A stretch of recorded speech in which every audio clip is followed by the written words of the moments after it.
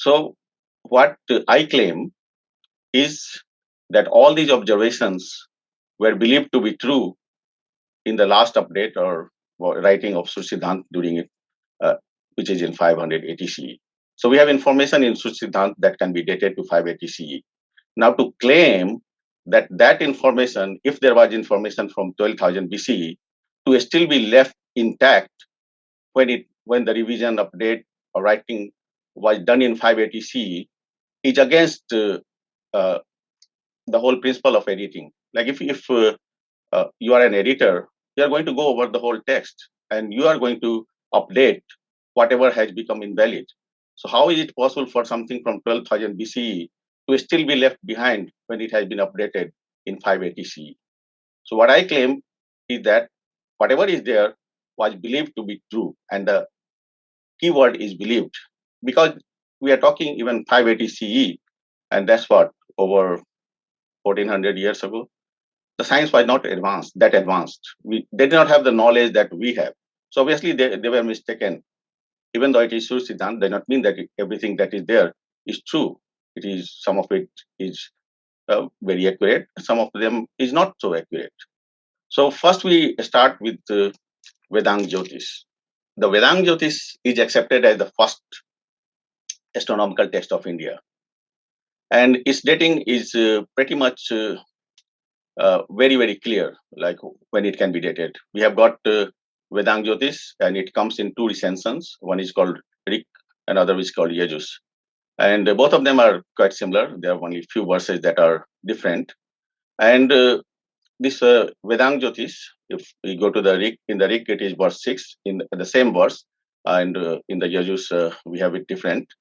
And so basically this verse is there that I have produced. I'm not going to read it, but you can go through the translation of it. And it is by Kupan Sastri, and it's the very famous translation and explanation of Vedāṅga Jyotiśa of Lagad. And this one tells you, it gives you the exact position of that time, and it tells you that the winter solstice was at the beginning of Sarvistha segment. So that is a very crystal clear statement, which you can use for dating it. And this tells you the position. So this is the graph I have created, and what you see here is all the 27 nakshatras, and the current ones, they start from Ashwini, and you go this way. The order in which the nakshatras go will be Ashwini, Bharani, Kritika, Rohini, Mriksira, Ardra, like that. And the position that it shows here, and so if you are going this way, then the beginning of the Nishtha is here.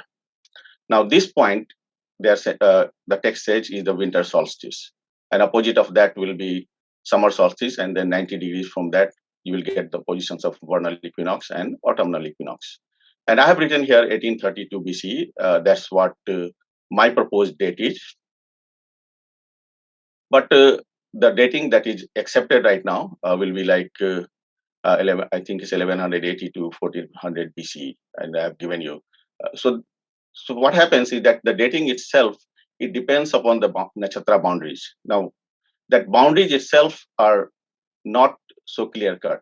Like we already know that there are people who use Revati announce, and then they use Chitra announce. So we have got different, the boundaries are at different points. There are at least two accepted ones.